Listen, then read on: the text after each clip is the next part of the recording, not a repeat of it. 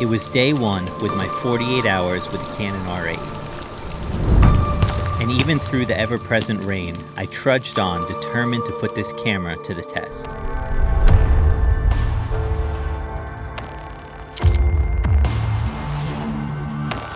Thankfully, after just a few short hours, the fog had lifted and the rest of my journey began.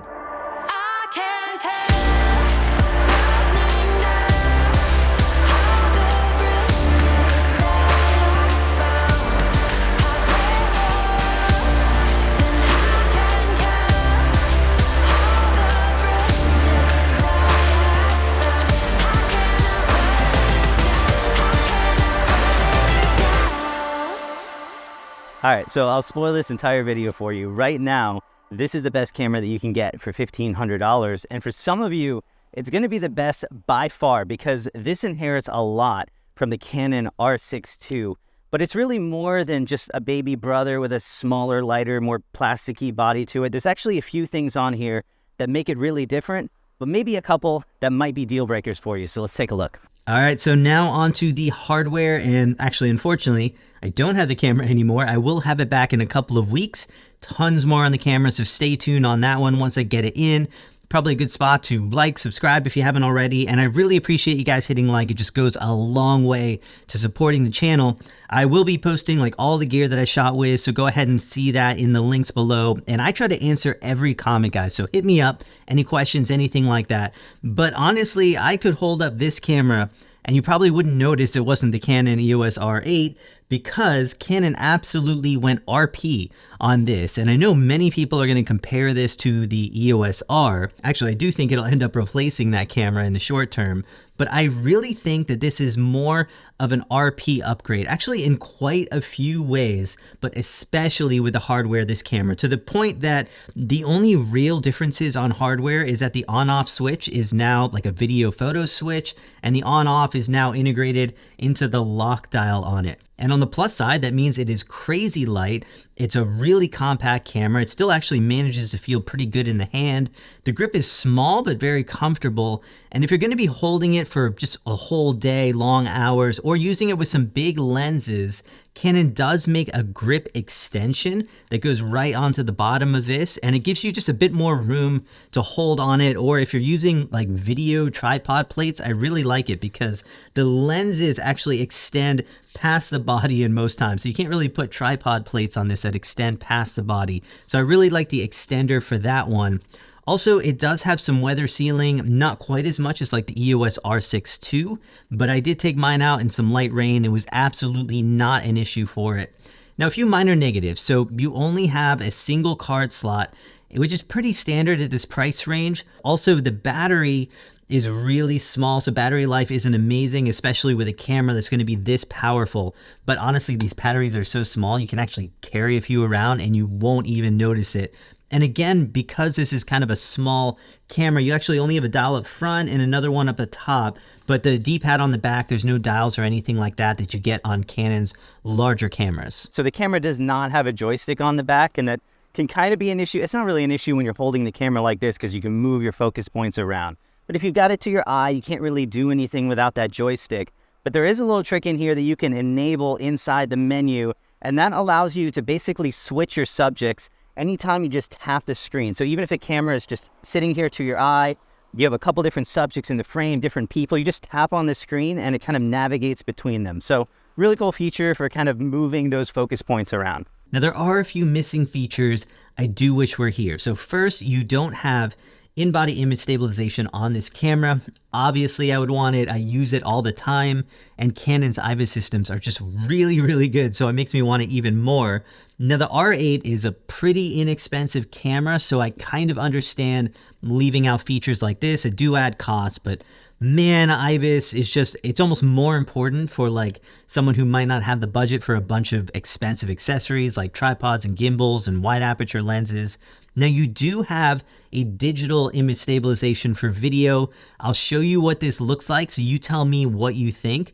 I think it's actually gotten better over the years, but at times it can still have a little bit of wobble. Now, thankfully, most of Canon's lenses, including the ones that I used a lot, like the 24-105, do have stabilization in them, which helps quite a bit, especially for photographers, but I still wish we had an IBIS system in the camera. Now, there is one feature that I do think is a big miss, and that's going to be frame rates, and that's because, honestly, I do think that this seems almost artificially low for a camera this powerful. But there is some hope with a crazy new feature, so hang with me. So the camera by default shoots a max of 6 frames per second, which if you look at it from like a spec sheet point of view, that's pretty low for a camera in 2023. Now, if I'm being honest, for what I shoot, I rarely need faster frame rates, but there are a few times where I do still need it. And if you do, there is actually a solution for the R8. And before I kind of sound a little too negative on this, keep in mind that the R8 can reliably shoot at 6 frames per second with full autofocus and 14-bit RAW files. And the reason that that's important is because a lot of cameras out there will show faster frame rates on the spec sheets, but they usually slow down to 6 to 7 frames per second once you enable that highest quality 14-bit RAW and continuous autofocus. Even more expensive cameras like a Sony a7 IV, which shows 10 frames per second, really only shoots at like less than 7 frames per second with 14-bit RAW. Nikon Z6 II also slows down with continuous autofocus, but Canon has really made up for this in a massive way. And that's when you throw this camera into electronic shutter. The R8 can actually shoot 40 frames per second, 40 frames per second. Seriously, this is one of the fastest full frame cameras in existence. Now, Canon also has a RAW burst mode, which again is 40 frames per second in RAW, and you can actually set it to pre-record by half a second. So basically, the camera's always recording and photos, and when you hit that button, even images a half a second before you actually hit that shutter button are gonna be saved. So if you are shooting like sports and wildlife, this could be insane. And I say could because we need to talk about that shutter. So the R8 actually doesn't have your typical mechanical shutter. The first curtain on it is going to be completely gone. So it is only electronic first curtain or completely digital electronic shutter. Now, I haven't seen any real issues from not having a first curtain. In fact, I think all of my mirrorless cameras right now are probably set to electronic first curtain anyway, because it is much faster to shoot with on a mirrorless camera. But in case that's an issue for you, just know you can only shoot electronic first curtain or full electronic shutter. Now, electronic shutter, which is very tempting to use on this camera, especially because you get that 40 frames per second in RAW, plus you can shoot completely silent, which is a huge motivating factor for me. But it is not something that you should always use, and this is true for every camera from every brand. So that basically any camera that doesn't have that super expensive stacked CMOS sensor like the Canon R8. So just know if you're using electronic or silent shutter, in bad artificial lighting, you can get some banding. You will see some rolling shutter if you're using fast moving subjects. That said, this camera is way better than most other cameras on the market, so it's slightly more useful. I actually got away with shooting quite a bit of moving subjects with just some minimal rolling shutter, but still, given the price, I really hoped it was a little bit better, especially because the R6 II can shoot double this at 12 frames per second, so it does feel a bit artificially low. Now, good news is that the buffer is actually really solid for this price, so you can basically seemingly shoot forever at that 6 frames per second. In fact, even at like 40 frames per second, I was still getting well over 80 images, so way better than a lot of other cameras. The buffer also clears really quickly, so pretty much in a couple of seconds, you can start shooting those faster frame rates again. Now, the autofocus system in the R8, it's actually stunning. Like, there is nothing that focuses this well at this price range as of today. So at first I did find it just a little bit jumpy in its default setting, but I went in there, customized a few of the settings, and that helped quite a bit.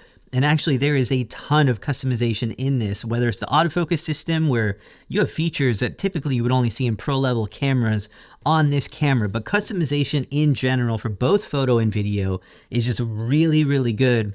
once I had set everything up basically the way that I like it, I thought it was insanely good. It was picking up birds, even birds in flight that were far away because I didn't always have a long lens with me. And I mean, this is pretty much like the R6 II focus system in a camera that is $1,000 less, and you have all of the same things. So like subject detection is here, and overall just some of the best autofocus performance on any camera. Now, image quality actually surprised me quite a bit because anytime I see one of these like little brother style cameras, image quality is always a pretty big concern because in the past, Canon has thrown in just some slightly lower quality sensors into these cheaper cameras like the RP, but the R8 literally uses the exact same sensor as a Canon EOS R6 II, and I have been shooting with this camera nonstop since basically November, so I have a lot of experience with this sensor. And most of my R8 images are going to be edited JPEG files because I don't have Lightroom RAW support, although I was able to open the RAW files in DPP, so for testing, all of my RAW images or all the images you see will be from original RAW files. The sensor on this camera is actually better than the RP in every way. It's actually going to be better than the EOS R in most ways, especially at like higher ISO. But recently, backside illuminated sensors have become better with things like dynamic range and even low light in a few areas. And the Canon R6 II and now the R8 do not use this tech. Now, should you actually care? Probably not, because first of all, most of us are never going to push dynamic range enough to notice, except maybe at times for landscapes where you're really pushing shadow detail. But also the images on this camera, they look amazing. You still have plenty of detail, solid dynamic range, and Canon's colors look great. So the final images that you get from this camera are absolutely amazing and some of the best that you can get, especially for this price. But actually what surprised me the most was going to be video, because in the past, again, with these cheaper, more compact cameras like the RP, video was crippled like crazy. And seriously, guys, there is none of that here. 4K up to 60 frames per second in full frame. You have full oversampling from the 6K sensor, stunning quality. You have 422 10-bit C-Log 3. Canon claims there's actually no overheating warnings in the standard 4K up to 30 frames per second. And even 4K 60 has some solid record times, no recording limits, and you still have 120 frames per second slow motion. It's just a 1080p. I shot a ton of video with this camera because it was amazing.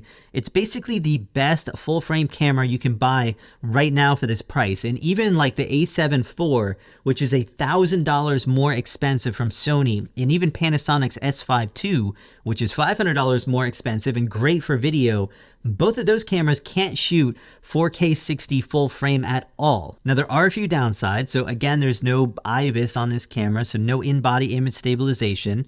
It does have that digital stabilization, which does a decent job if you need it, especially if you're using a stabilized lens and not like rocking the camera back and forth. I do use a gimbal for most of my shots, so I didn't miss IBIS as much. Also, the battery life, again, isn't going to be that great because video is absolutely going to wear it down faster, especially at those higher record rates. But honestly, that's pretty minor stuff, and I personally shoot 60 frames per second at 4K all the time, so having that full frame 4K 60 at this price, to me, is an absolute game changer. Now, the reason why I say this isn't as much of an EOS R replacement is that there are actually quite a few specs that make the R8 more in line with this RP. So the 6 frames per second frame rate, it's actually one higher than the RP, so an upgrade, but it's slower than the EOS R, despite the R having a higher resolution. And that resolution, the new 24 megapixel sensor, is closer to the RP than the 30 megapixel sensor on the EOS R. The camera also has a maximum mechanical shutter speed of a 4,000th of a second, just like the RP, while the EOS R tops out at an 8,000th of a second like most high-end cameras. And the battery itself is a smaller battery from the RP instead of the larger battery from the EOS R and the R6 II. And even the new $1,500 price is only $200 more than the original RP when it was announced. So for me, I would absolutely buy the R8 over the original EOS R. However, I still think this is more of a really awesome update of the original RP. And that is not a bad thing. I mean, it's basically the RP camera I originally wanted. So it's compact, it's travel friendly, it's a budget friendly camera that still has the power and the quality to shoot just about everything. Now, compared to other cameras on the market, the R8 is hands down my favorite camera at $1,500. And it even gives some $2,000 cameras some massive competition, especially if the compact size and weight is an asset to you. So if you want your camera to be more compact, you want it to be small, you want it to be less intrusive, 100% this is going to be the camera to get.